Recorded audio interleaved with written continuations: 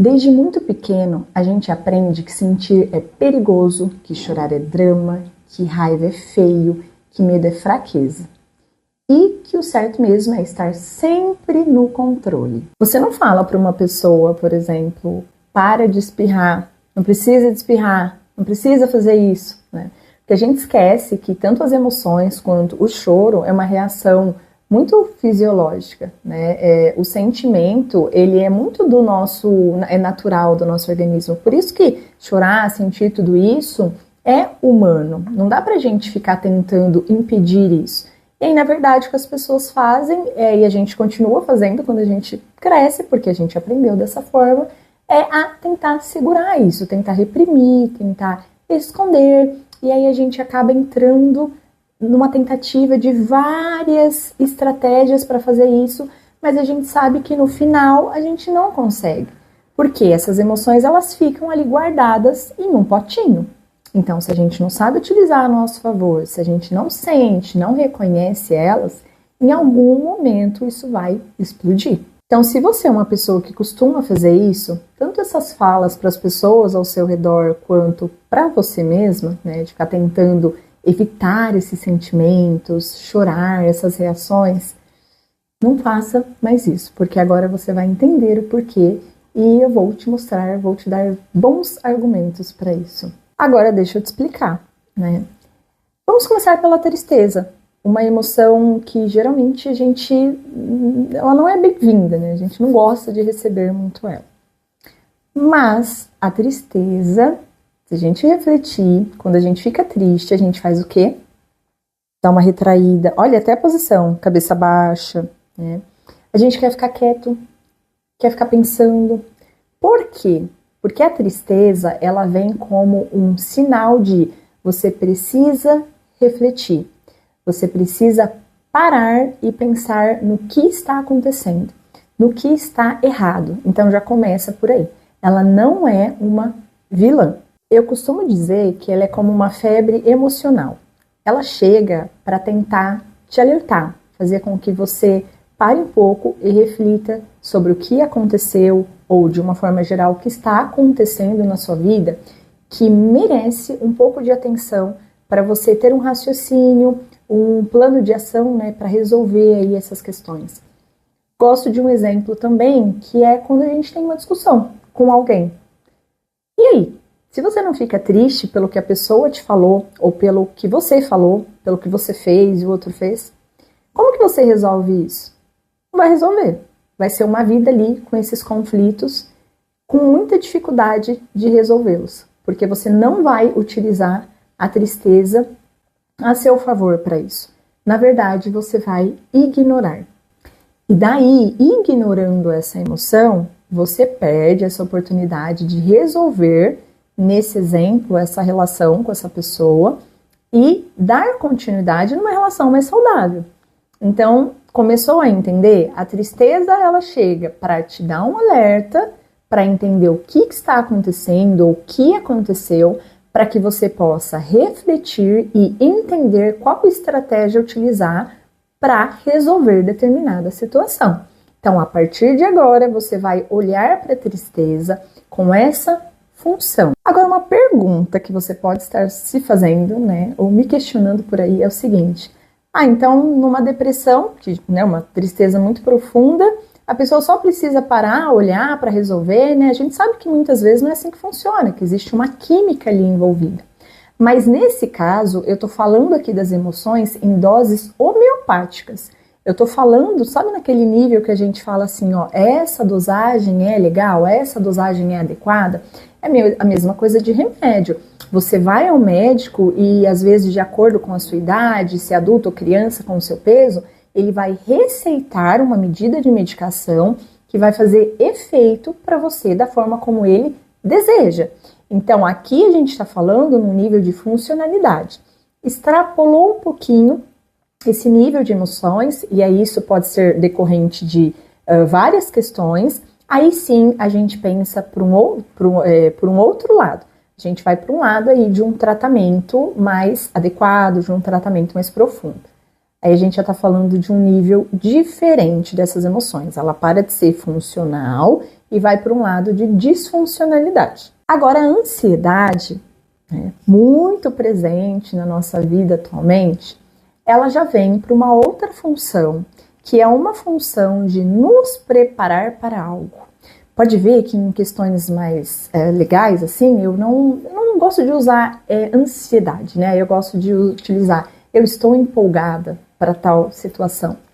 Mas um outro exemplo que eu gosto de usar bastante, eu adoro usar exemplos, que é mais fácil, mais palpável de entender, é sobre uma prova. Então, se eu tenho uma prova, desejo passar, essa prova é importante para mim, o que eu preciso fazer? Como eu preciso me organizar? Estudando, organizando a forma de estudo, organizando quando eu vou fazer isso. Então, se eu não tiver esse combustível, eu não vou conseguir ter essa ação.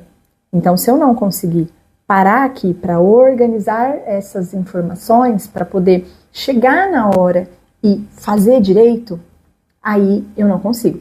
E quem ajuda nisso? A ansiedade. Pode ver que quando a gente está desanimado, está faltando uma coisa, está faltando um gás, um combustível. É a ansiedade aí que não está numa dose tão legal. Então, se você pensar em ansiedade, fala assim, é meu combustível. O que ela está querendo me preparar? O que ela está querendo me ajudar? Novamente, a gente vai entrar naquela historinha. Nossa, Patrícia, mas é impossível. Eu tenho uma ansiedade que eu começo a sentir, que me atrapalha bastante. Esse exemplo da prova aí, jamais. Ela me atrapalha na prova, não me ajuda. Aí, nesse caso, a gente já está falando daquela dosagem que foi a mais. Quando ela te ajuda somente a organizar, a você acordar todos os dias e fazer uma prática de atividade física, a estar no seu trabalho, no seu compromisso, no horário correto, ela é a ansiedade, é o combustível ali do seu carro para você funcionar. É a ansiedade que está te ajudando. Agora, quando você já vem me falar dessas sensações assim, tremor, né, taquicardia, suor, aí a gente já está falando que exagerou um pouquinho na dose. Obviamente que não é você tanto que escolhe isso, mas já não vem ao caso quando a gente está pensando na funcionalidade, no que ela realmente te traz de benefício. Agora, o medo, amiguinho da ansiedade, geralmente eles gostam de andarem juntos. E ele é um pouco mais fácil, assim, da gente identificar a função dele, assim, porque que ele vem para nos ajudar.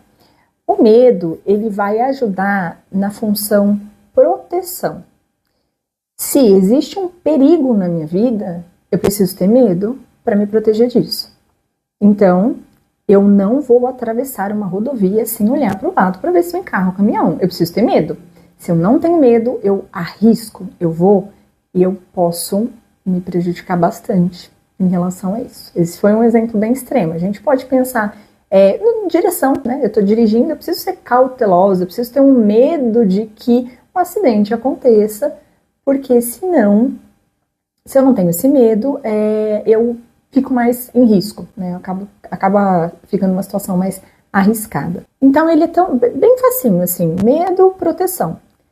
Aí a gente precisa também fazer uma separação sobre medo real, que são exemplos que eu acabei de dar, e medo imaginário. Quando a gente pensa em fobias, medos mais específicos, a gente já está falando de medos que eles são imaginários. Existe, às vezes, uma probabilidade, elevador, quem tem medo, né? Uma fobia ali de elevador. A pessoa tem medo, às vezes, de ficar presa, ou que o elevador caia. Só que, pode acontecer? Pode. Mas qual a probabilidade disso acontecer? E aí, a proporção de medo que a pessoa tem em relação ao caso, né, ao objeto, é muito desproporcional. Novamente, nesse caso, a gente vai para patologia, né, o a mais. Porque se você observar, o medo ele está fazendo a função dele, ele está protegendo. Ó, o elevador é perigoso, se você enxerga o elevador como perigoso, então não entra no elevador. Mas aí vale a gente fazer essa reflexão, que aí vai para tratamento, se esse elevador realmente é perigoso ao nível desse medo. Aí a gente começa a trabalhar para regular esse medo, para deixar ele em doses adequadas para situações que realmente merece que ele precisa aparecer. Por último, agora é a raiva. A raiva, particularmente, eu mais gosto de explicar. Eu não gosto de sentir tanto, né, porque ela é desconfortável, mas eu gosto muito de explicar sobre ele. Ele é muito interessante. Geralmente, quando eu converso isso com os pacientes, com as pessoas elas acabam tendo um olhar muito diferente para essa emoção, um olhar de, nossa, não imaginava, é para isso. E que legal. Mas vamos lá. A raiva, ela vem para uma proteção. Assim como o medo, ela vai falar sobre as nossas regras, o que pra gente tem a ver com o certo e com o errado. Desde criança, a gente carrega, né, um livrinho aí que os nossos pais começam a escrever pra gente, um livrinho invisível, que são as nossas regras, aquilo que a gente tem como certo e como errado. A gente vê que cada família funciona de uma forma diferente. O que é certo para mim, né, o que é ensinado para uma criança em uma determinada família, é ensinado de uma forma completamente diferente em outra. A gente pode até pensar em questão de países, culturas, né, são diferentes. Então aquilo que vai no meu livro é muito diferente, muitas das vezes, que contém no seu livro. E esse livro, ele não finaliza pelos nossos pais. Depois a gente vai construindo, né? Na adolescência, às vezes a gente apaga uma, só, não, isso aqui não concorda, não. Vou colocar outra, né? Aí entra o quê? O conflito, porque isso é certo, não, isso não é certo, eu quero fazer da forma diferente. E quando adultos, também. A gente continua formulando, né? Reforçando algumas, falando, nossa, isso aqui é extremamente importante para mim. Formulando outras, enfraquecendo algumas, e assim por diante. E aí, quando alguém chega e viola essa nossa regra, né? O que seria violar a regra? Fazer diferente daquilo como a gente tem como certo ou errado. Quando isso acontece, a gente começa a ficar irritado, começa a crescer ali aquele sentimento. É aí que a gente precisa entender como atuar. Ou seja, a regra vai nos ajudar a entender o que é certo e errado para mim e também o que é certo e errado para o outro. Então, para que ninguém venha, né, e de alguma forma viole a sua regra de uma forma muito significativa, é importante você ter isso com você, ter isso estabelecido. Senão a pessoa chega, ela faz o que quer com você, ela chega, dá um tapa na sua cara e você fala, ah, legal, obrigada. Não! Você precisa ficar irritada numa situação dessa. Não necessariamente para revidar, mas para fazer alguma coisa. Alguma atitude você precisa tomar. E aí a emoção que a gente tanto está falando aqui para poder te ajudar, que chega para isso, é a raiva, aquela emoção que vai firme, ela vai para frente, para tentar te proteger. Por isso que eu uso também ela como uma proteção, assim como o medo, mas com um formato um pouquinho diferente. Então agora eu vou, né, falar para todo mundo que essa é a minha regra, que as pessoas precisam respeitar, e aí não é bem assim. Porque assim como você tem um livro de regras, eu também tenho o meu. E vai acontecer um conflito. É por isso que relacionamentos, né, geralmente são tão conflituosos. Porque é uma regra contra outra regra. Aí começam os conflitos. Então, a gente vai começar a entender por esse lado de eu tenho minhas regras, mas o outro também tem as regras dele. E a gente vai começar a entrar em consenso dependendo do caso. Então, algo que me incomoda, mas não te incomoda. Seguinte, eu não gosto disso, pra mim isso é importante, dá pra gente fazer um pouco diferente? Ou, muitas vezes, eu preciso entender que não é a regra do outro, a mesma que a minha, e aí eu vou flexibilizar, eu vou deixar passar.